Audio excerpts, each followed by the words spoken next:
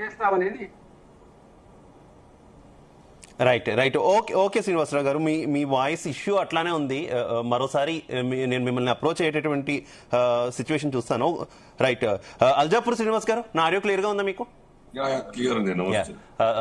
మీరేమంటారు ఈ మీటింగ్ కి సంబంధించి, ఈ కేబినెట్ మీటింగ్ సంబంధించి? కేబినెట్ మీటింగ్ ఆఫ్ కోర్స్ ఎప్పుడు కేబినెట్ మీటింగ్ జరిగినా కూడా కీలక అంశాల మీదే డెసిషన్స్ ఉంటాయి. కాకపోతే ఈసారి ఎక్కువగా ప్రధానంగా అసెంబ్లీ బడ్జెట్ సమావేశాల మీద దృష్టి పెడుతున్నారు. ఎలాంటి కేటాయింపులు ఉంటాయంటే అనేటటువంటి అవకాశం ఉంది అనేటటువంటి సందేహాలు కలుగుతున్నాయి.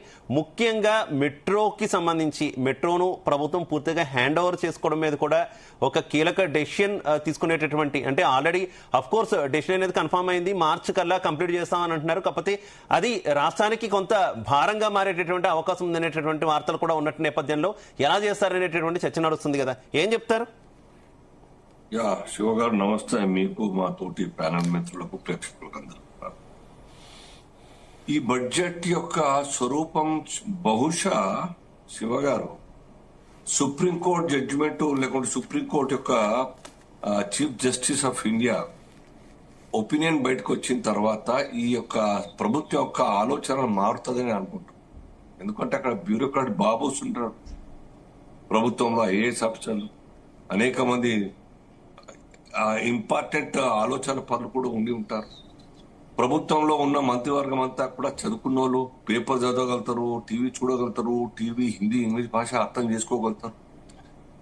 ఇటువంటి పరిస్థితుల్లో బడ్జెట్ యొక్క స్వరూపం మారాల్సిన అవసరం ఉన్నది. ఆ కోణంలో ఆలోచించాలని నేను కోరుకుంటా ఉన్నాను.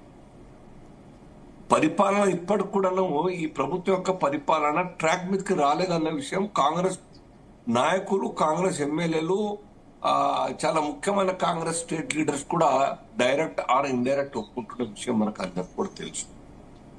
సో ఇప్పుడన్నా కనీసం ప్రభుత్వం ఆలోచన తీరు మారాలి, పరిపాలన తీరు మారాలి. బడ్జెట్ ప్రజెంట్ చేయడము, అప్పీజ్మెంట్ బడ్జెట్, ప్రజలకు కృషి చేసే బడ్జెట్, ప్రజలు ఏం వేస్తే ఎరవేస్తే ఓటు కొడితే ఒక బడ్జెట్, ఇది మానుకోవాలి. రాబోయే తరాలకు మనం బహుమానంగా దివాలా సర్టిఫికేట్ ఇచ్చే పరిస్థితి ఉండదు.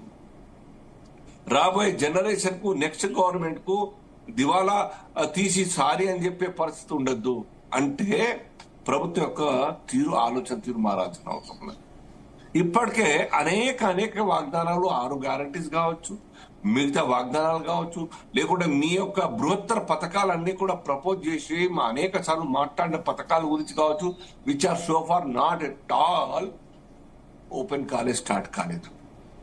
ఈ తరంలో ఇప్పటికన్నా రియలైజ్ కాకుంటే ఎట్లా? సర్కారు పిండి కొద్ది రొట్టె. మన చేతిలో ఎంత బడ్జెట్ ఉండబోతుంది, రిసీవబుల్ ఎంత, ఖర్చు చేయాల్సింది ఎంత, రికరింగ్ ఎక్స్పెండిచర్ ఎంత, కన్స్ట్రక్టివ్ యాక్టివిటీస్ కోసం ఎంత, ఇవన్నీ కూడా ఆలోచించుకుని బడ్జెట్ తయారు చేయాలి. అంతేకాని ప్రామిస్ చేసి మీకేం రైట్ ఉన్నా అడుగుతా ఉన్నది సుప్రీంకోర్టు, మీకేం హక్కు ఉన్నది ప్రతిసారి ఇట్లా మాట్లాడి వాగ్దానాలు ఇచ్చి ఆ మాట తప్పడం ఎంతమేరకు కరెక్ట్ అని చెప్పి చెప్తా ఉన్నాను. సుప్రీంకోర్టు ఒపీనియన్ అయినప్పటికీ కూడాను కనీసం ఈ యొక్క రాష్ట్రంలోని కాంగ్రెస్ నాయకులు ఆలోచించాలి, గాడిని పెట్టాల్సిన అవసరం ఉంది.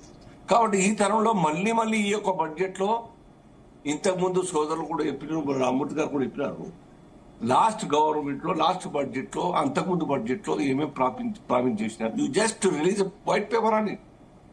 మా బడ్జెట్ లాస్ట్ టైం ఇంత మేము అలొకేట్ చేసినాం, but we could not implement, could not spend that much money అన్న విషయం తెలుస్తుంది. వాస్తవం కాదా? అది ఖర్చు చేసినారా ఏ రంగానికైనా? ఎటు పోయినట్టు ఆ బడ్జెట్, పేపర్ల మీద బడ్జెట్ గ్రౌండ్ లో కనబడదు, ట్రెజరీలో కనబడదు, మరి ఎటు పోయినట్టు ఆ డబ్బంతా కూడాను. సో డబ్బే లేనప్పుడు ఖర్చు చేసే అవకాశమే లేదు అన్న విషయం అర్థమవుతా ఉంది. కాబట్టి ఇటువంటి పరిస్థితుల్లో బడ్జెట్ అన్నది చాలా ఇంపార్టెంట్. ప్రభుత్వం చాలా బాధ్యతాయుతంగా వ్యవహరించాలి. ఈ బడ్జెట్ అన్ని రకాలుగా, అన్ని కోణాల నుంచి ఆలోచించి తయారు చేయాలి. విచ్ ఈస్ అంటే అమలు చేసే పరిస్థితిలో ఉన్నటువంటి వాటినే ప్రపోజ్ చేయండి. మా సర్కార్ వచ్చింది, మోదీ గారు 2014 వచ్చిన తర్వాత ఈ దేశంలో కొత్త రైల్వే లైన్లు ఎన్ని స్టార్ట్ చేసినారని ప్రపోజ్ చేసినారు, శంకుస్థాపన చేసినారు. 60 సంవత్సరాలుగా ఈ దేశంలో ఉన్నటువంటి ఒక పెండింగ్ రైల్వే ప్రాజెక్ట్స్ అన్ని కూడాను కాంగ్రెస్ హయాంలో కొబ్బరికాయ కొట్టి శంకుస్థాపన చేసి గ్రౌండ్ కానటువంటి ప్రాజెక్టులు కూడా ఒకటి క్లోజ్ చేస్తూ కంప్లీట్ చేస్తూ వస్తుంది సర్కార్. కొత్త వాటికి పోలేదు. అనేక ఆలోచనలు ఉన్నప్పటికి కూడాను ఫస్ట్ ఆ స్ట్రీమ్ లైన్ తీసుకురావాలి. కాంగ్రెస్ సర్కార్ అయినప్పటికి కూడాను వాళ్ళు ప్రామిస్ చేసినా శంకుస్థాపన చేసినా మనం మధ్యలో ఆపేనికి వీలేదు, లేదా స్టార్ట్ కాకుండా ఉన్నా వాటిని మళ్ళా మేము కంటిన్యూ చేయాలని చెప్పి పెద్ద ఉద్దేశంతో ఈ దేశ డెవలప్మెంట్ కోసం ప్రగతి కోసం చేస్తూ వచ్చినాం. కాబట్టి దేశంలోని ఇన్ఫ్రా రంగం కావచ్చు, రైల్వే రంగం కావచ్చు, లేకుంటే ఇంకా అనేక రహదారుల విషయం కావచ్చు, మార్పు కనబడతా ఉన్న దేశం. చర్చ వస్తున్న ప్రపంచంతో పోటీ పడుతున్న భారత్ అని చెప్పేసి ఇవాళ మోదీ గారితోనే దేశంలోని అనేక దేశాల యొక్క దేశాధినేతలు వారు మెరీనా బీచ్ లో వాకింగ్ చేస్తూ కనబడతా ఉన్నారు. వాళ్ళు లైన్ కడతా ఉన్నారు. ఎందుకు? ఒక విజన్ తోని నిజాయితీగా ఇమాందారిగా అవినీతి అక్రమాలు లేకుండా పరిపాలిస్తున్నటువంటి మోదీ గారి యొక్క ప్రభుత్వం దేశం యొక్క మరి పేరు ప్రఖ్యాతులు మరి ఆకాశానికి వచ్చేటువంటి ఎత్తేటువంటి ఒక పరిస్థితి వచ్చిందనే విషయం వాళ్ళకి అర్థమైంది. కాబట్టి మనం స్నేహం చేస్తా ఉన్నాం. ఇక్కడ కూడా మంచి అవకాశం ఉంది వాస్తవంగా. హార్డ్ ఎర్నింగ్, హార్డ్ వర్క్ చేసేటువంటి ఒక ప్రోగ్రెసివ్ ఫార్మర్స్ యొక్క రాష్ట్రంలో ఉన్నారు. ఏం చేస్తున్నాం మనం? వాళ్ళకి నీళ్ళు అందిస్తున్నామా? నీళ్ళ కోసం బడ్జెట్ కేటాయింపు పేపర్లో పెట్టి ఖర్చు చేస్తున్నామా? నేను చెప్పేది ఒక్కటే శివ గారు, సర్కార్ ప్రయారిటీ ప్రాథమ్యమంతా కూడా ఫస్ట్ విద్యా వైద్యం మీద ఇవ్వండి. ఏ కుటుంబంలోనైతే 2,000 పెన్షన్ కోసం ఎదురు ఇస్తున్నారో ఆ కుటుంబంలో 30, 40, 50 వేల శాలరీ వస్తే చాలు కదా. వాళ్ళు 2,000 కోసం ఎందుకు లైన్ కడతారు? ఫ్రీ బియ్యం కోసం ఎందుకు లైన్ కడతారు? అటువంటి ఒక మ్యాన్ పవర్ తయారు చేయండి. హెచ్ఆర్ డిపార్ట్మెంట్ ఆ రకంగా మీరు ఆలోచించండి. వైద్యం కోసం ఒక జ్వరం వచ్చినా కానీ 1,000 రూపాయలు ఖర్చు చేసుకుంటున్నారు. మీరు 10 లక్షల ఆరోగ్యశ్రీ చెప్పినారే, మరి ప్రొవైడ్ చేస్తున్నారా? మీరు ఎటు పోతున్న డబ్బులంతా కూడా ఎందుకు బోర్డు పెట్టి కూడా మేము తీసుకుంటలేము, మా దగ్గర లేదు, సర్కార్ బడ్జెట్ ఇవ్వట్లేదు, గరీబులను వాపం చేస్తున్నారు. సో ఎడ్యుకేషన్ 10-12 వేల కోట్ల రూపాయలు ఈ సంవత్సరం కలిపితే 14,000 ఇంకా 2,000 కోట్లు పెరుగుతుంది. ట్యూషన్ ఫీజు లేనటువంటి రాష్ట్రం ఈ దేశంలో ఇంకెక్కడ ఉంటారు చెప్పండి? దీని గురించి ఆలోచించండి మీరు. డ్రాప్అవుట్స్ జరుగుతా ఉన్నాయి ఇప్పటికి కూడాను. 30-40% డ్రాప్అవుట్ జరుగుతున్నాయి స్టూడెంట్లలో.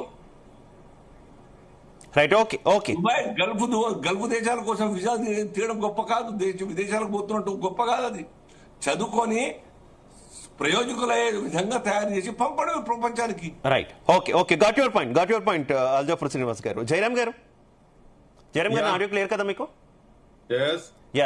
జయరామ్ గారు మీరేం చెప్తారు? ఈ కేబినెట్ భేటీలో చాలా డెసిషన్స్ అయితే తీసుకోబోతున్నారు. ముఖ్యంగా వచ్చే బడ్జెట్ సమావేశాల గురించి కనుక మనం డిస్కస్ చేసుకుంటే బడ్జెట్ ఎలా ఉండబోతుంది అనేటటువంటి ఒక కుతూహలం కనిపిస్తుంది. కాకపోతే ఆశించిన స్థాయిలో ఉంటుందా? కేటాయింపులు ఎలా ఉండబోతున్నాయి? అసలు ఏ రంగాలకు ప్రాధాన్యత ఇవ్వబోతున్నారు అనేటటువంటి చర్చ కూడా నడుస్తుంది కదా. ఏం చెప్తారు? మీకు ప్యానెల్లో ఉన్న మిత్రులకు, జీనియస్ ప్రేక్షకులకు very good morning. So Shiva, ఇక్కడ మనము 2 విషయాలను గమనించాలి. ఒకటి వచ్చేసేమో